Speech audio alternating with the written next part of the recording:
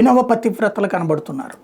మగాడు అనేటటువంటి వాడు దుర్మార్గుడు అనేటటువంటిది మనం సమాజంలో ఫిక్స్ చేసింది. కానీ జెండర్ కాదు, దుర్మార్గం ప్రతి ఒక్కళ్ళలో ఉంటుంది.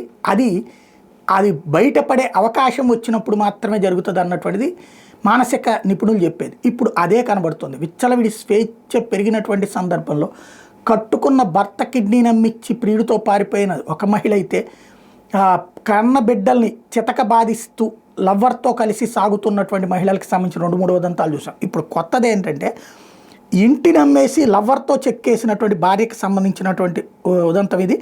ఇంటి నమ్మి భార్య ప్రియుడితో వెళ్ళిపోవడంతో భర్త ఆత్మహత్య చేసుకున్న సంఘటన తమిళనాడులో చోటు చేసుకుంది. తను ఆత్మహత్య చేసుకునే ముందు తీసిన వీడియో సోషల్ మీడియాలో వైరల్ కావడంతో విషయం వెలుగులోకి వచ్చింది. కన్యాకుమారి జిల్లా విల్లుకురికి చెందినటువంటి బెంజమిన్ 47 ఏళ్ళు, సునీత 45 ఏళ్ళు. వాళ్ళకి 2006లో పెళ్ళైంది, పిల్లలు లేరు. బెంజమిన్ సౌదీ అరేబియాలో ఉంటూ భవన నిర్మాణ పనులు చేసేవాడు.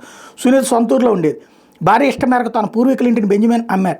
దక్షిణ మణిక్కవిలో భార్య పేరుతో కొత్త ఇల్లు కట్టించారు. భార్య ప్రవర్తన మీద అనుమానం వచ్చిన ఆయన ఫోన్లో ప్రశ్నించిన ప్రతిసారి వాళ్ళిద్దరి మధ్య గొడవ జరిగేది. కొద్ది రోజుల క్రితం ఆ ఇంట్లో వచ్చి అకస్మాత్తుగా కనిపించకుండా పోయింది.